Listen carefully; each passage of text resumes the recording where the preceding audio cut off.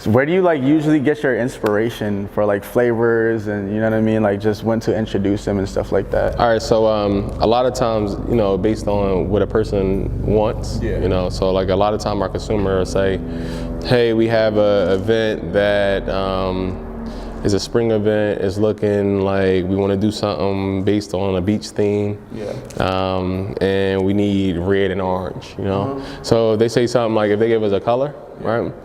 We know that because everything is all natural with us, all organic fruit. We don't add any food dye, so we have to figure out a way to make it look that way. So actually this event, well, this pop was made for someone that had like something similar to like a hot tamale. And we created it with strawberry and peach. And then the main whimsicle that really like made us famous or made us, you know, for people to know about our company is it's called Fused Fruit. So it's kiwi, strawberry, pineapple, mango, and peaches is in, you know, the summertime because it's seasonal. So. One of my best friends, his name is Nehemiah Davis. He had an event in South Africa. And we was able to fly out there with him. You know, me, a traveling photographer, his name is Steven Teller, that's one of our traveling photographers. A couple other guys went out there and we gave back in Africa, you know. And that was like one of the most humbling feelings that I ever had in my life. And then straight from Africa, we went straight to Dubai. You know, and in Dubai, I was able to meet up with one of my close friends. I played football with him all my life, and he lives in Dubai now. He teaches English in Dubai. His name is Albert Carter. I was able to see one of my best friends, and we rented a yacht and we had fun, you know. But it was just, again, everything is humbling, you know. And when we speak about this, you know, it's not to brag and things like that. It's just more about, look, I was one day, you know, I was at our facility, at our other facility, and we got a call from someone, one of the biggest people in the world, and asked us could we do an event for them. And we was able to do it. And now that we're able to have these relationships, foster the relationships, now we're dealing with Fortune 500 companies, and then also going back to the schools and giving back. I just left Mastery Charter Picket maybe last Friday. That's where I met you. So that's so awesome. I left Mastery Charter Picket, and I go into the schools and I talk more about, you know, loving your parents and, you know, giving thanks for everything that they're doing more than this product, because this product is cool. People know my face because of that, but my son, he understands that we won't give back. My son, if we see a homeless person, we're gonna give him some money. And my son knows that we're gonna do that. And I mean, that speaks about character and things like that, but I mean, this Whimsicle opened up so many doors that I'm able to pull other people with me, and that's what I really want to do. You know, you touched on social media, and I know, like you said, that's pretty much how you know, everything started. And I know, like, with social media, people only see like a speck of everything, right? So that's what's one misconception people will have about yourself and just like the brand in general? Because I know it's more than ice cream. I know it's more than apparel. So a lot of times, like, people, they don't understand that one, fruit costs money. It takes a lot of time because we cutting fruit, you know? So, you know, it just sometimes when, what really bothers me is when people that never supported you call you to donate, right? And I don't have a problem with donating. We work with foundations, we work with other companies that we donate to all the time. Just like sometimes when the school calls us, I never charge the school to come out to talk, never. If you want Whimsicles, you have to pay for them.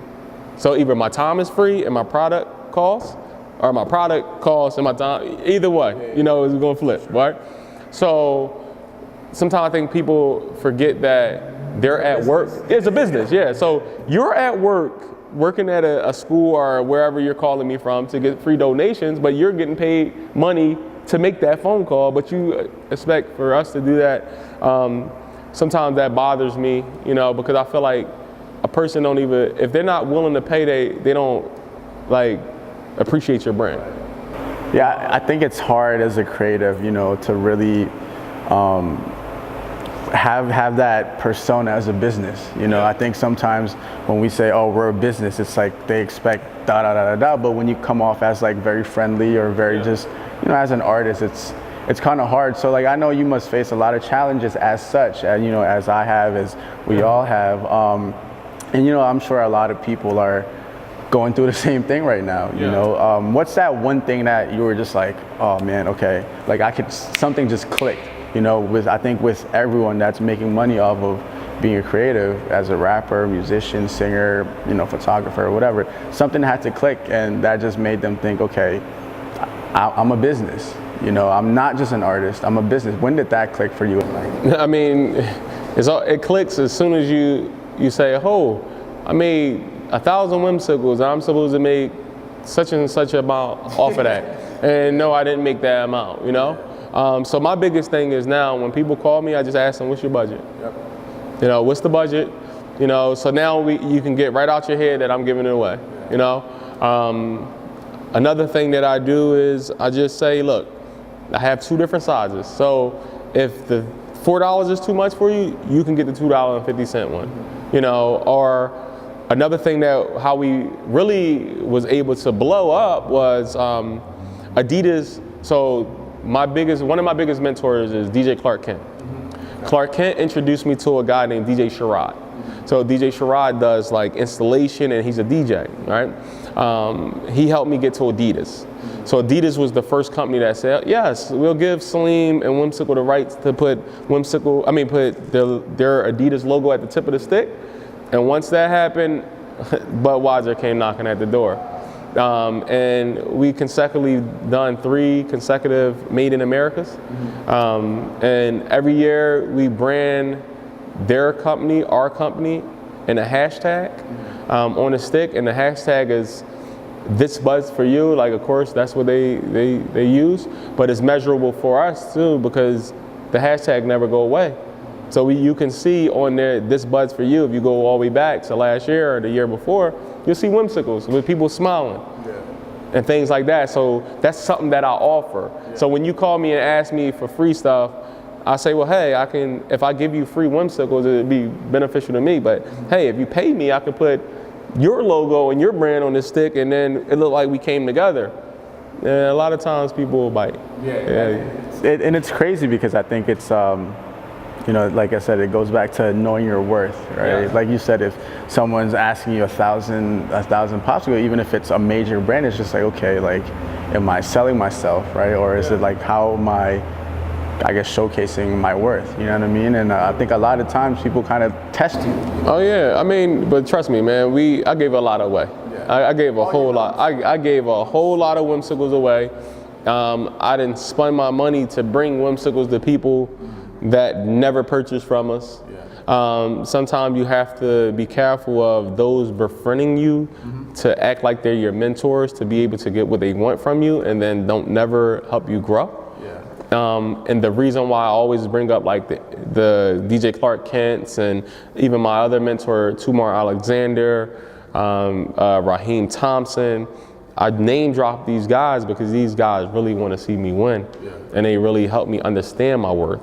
You know, I didn't know what to charge Budweiser. I didn't know what to charge Adidas. I called DJ Clark Kent, and he told me. He didn't tell me what to charge him. He told me, what you think you're worth?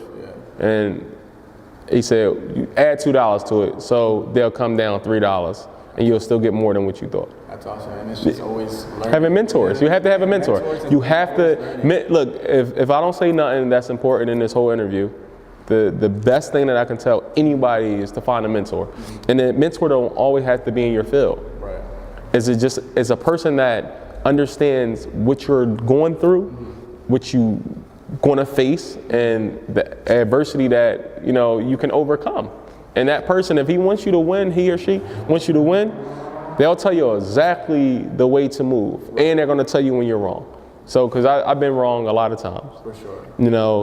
One of my biggest flaws is if I don't deal with you, I don't deal with you. Or if you did something to me I don't like, I stop talking to you. Yeah. And it hurts my company, it hurts that person, it hurts me. And now, that I'm growing, and, I just know that sometimes it's not even worth it. Right. You know, like for sure. some things ain't just worth it. You know, it's just, especially when you're doing business. Especially when you're doing business. It's just, I guess for me, it's like burning bridges. You know, like why do you burn bridges? You know, that 10 years down the road, they could be doing something that you guys can collaborate with. You know, so for me, I think I try to never burn bridges, right? And I never hold grudges. You know, I think as far as that, you know, as in going back to being an artist, I think we try to be too personable in a sense sometimes. You know, so I totally agree.